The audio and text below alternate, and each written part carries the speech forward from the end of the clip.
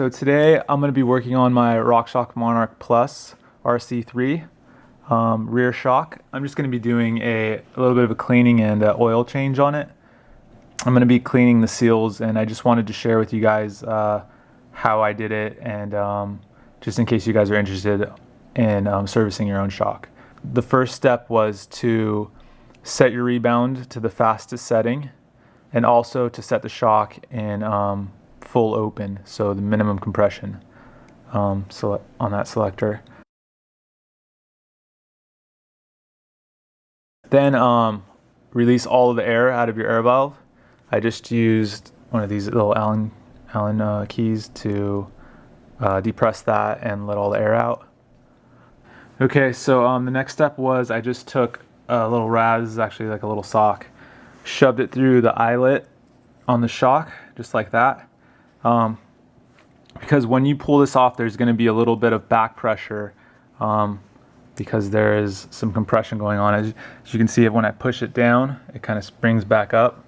So that's going to happen. And just in case you have any air pressure in there too, you don't want this can to go shooting off. So put that in there before you loosen this guy. And then to take this air can, to unscrew this air can, I couldn't really do it with my hand because it's just kind of like greasy and slippery. So what I did was I took just an inner tube, a spare inner tube, wrapped it around here, and that gave me a lot better grip to hold this air can, and then I just started twisting and it came right off. So that's where I'm at right now. I took off the little O-ring on here, and now I'm just going to take this air can off. So let's do that. So once you unscrew the air can, it really just pops right off. I'll show you guys. It just slides right off, just like that. These seals on the bottom is what I want to clean out. I want to clean all that stuff out, and then I'm going to be cleaning off all of these seals here. This green one I believe is the bump stop, so I'm going to be cleaning that off, and then I'm just going to basically re-grease everything and then put it all back together. So what I have for the oil is this stuff here, Extra 4, 15 weight 50. This is what they recommend for the Rockshox Monarch shock. So I'm going to be using some of this. And then also I ordered some of this from Amazon. This is the Dynamic Seal Grease by Rockshox. So you're going to need some of this stuff too. And then once again, I'm following the PDF manual. This one says to release the IPF reservoir air pressure, which is this reservoir here. I didn't do that. I read that on the MBR site that you have to like compress this with nitrogen or something, and it's a pain in the butt, so you don't actually need to let any air out of this guy. You'll be okay just letting the air out of this valve. So I pulled this dust wiper out of the air can, the bottom of the air can. I just pulled it out with my fingers. This is the one that like wipes off the dirt and dust off of this guy when you're riding and stuff, so this one's pretty important to clean. There was some dirt and stuff stuck to this, so I cleaned all that off. I cleaned out the inside of this air can using isopropyl alcohol, as it says in the instructions over here. Okay, so we're going to install this dust wiper back into the bottom of the air can. Then we're going to apply some Rockshox Dynamic Seal on this guy and all these other seals and things in here. So just put some of that in there. The directions say to put a small amount of Rockshox Dynamic Seal, so I guess don't put a ton of it in there. So I just pulled this guy off. I think this is the bottom out bumper.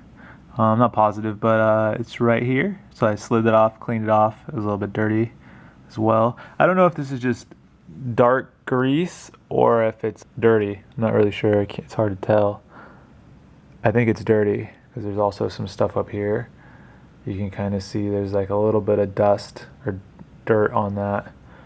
So I'm really glad I'm cleaning this off. I've actually had this bike, this is the Kona process, for about 8 months. So I've done a lot of riding on it. So this is the first service So what I'm gonna do now is I'm just gonna really just clean all this gunk off of here. So I'm not gonna be changing the seals. I'm just gonna be cleaning everything. I'll probably change the seals out when the bike hits about a year old. I took this little seal off here, and this one of these goes on the top and on the bottom of this seal, and I just cleaned all those off. So, and then I sprayed it with alcohol, wiped it all down. It's really clean now, which is awesome. And now I'm just gonna put it back together. And actually, obviously, I'm gonna put some more grease on the seals. Okay, so I applied grease to the seals, got it nice and greased up. Applied grease to the inside seal here. I applied grease to these threads, as it says in the PDF manual that I have here. And now I'm going to add some oil to the air can, and I'm going to put it back on here. It says that I need 0.5 milliliters of oil in the air can. So I'm going to do that now. Okay, so I got the oil now inside the air can. And in the directions it says to make sure you put the oil in the air can before you put it on the damper body. So when you have the air can off, squirt the oil into it and then put the air can on. That way the oil ends up in the bottom here. Otherwise, if you put the oil in afterwards, it'll end up in that top section of the shock. And I don't think that's where we need it to be. So I'm just following the directions. That's what it says to do. So I think it's right here. Extra 50 weight, 50 oil into the air can before installing the air can onto the damper.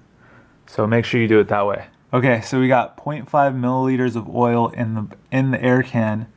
Before you put the air can on the rest of the shock, that's when you put the first 0.5 milliliters. After it's on the shock, like it is now, so you have the oil down here in this bottom part of the shock, which is good because it's going to oil that seal. After you have the air can on the shock, you're going to put another 0.5 milliliters in the top portion of the shock, and I'll show you why. Inside of here, there's actually another seal. So there's a top seal and a bottom seal. So we're going to put the additional 0.5 milliliters in the top now, and we already have the 0.5 milliliters in the bottom. So I put the can back on, hit it with some more alcohol, cleaned it all off, so it's ready to go back on the bike. To put the air can back on, it's easiest if you just press down on the shock and then pull up on the air can and start spinning it so you can get it threaded on the threads up here. But that's how I did it, just pushed it down on the ground, pulled the air can up and started twisting it.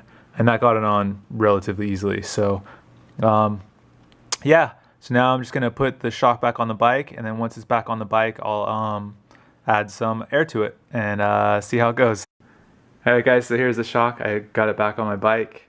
Everything looks like it's working great. Yeah, that's it. That's how to do it. Alright, see you guys later.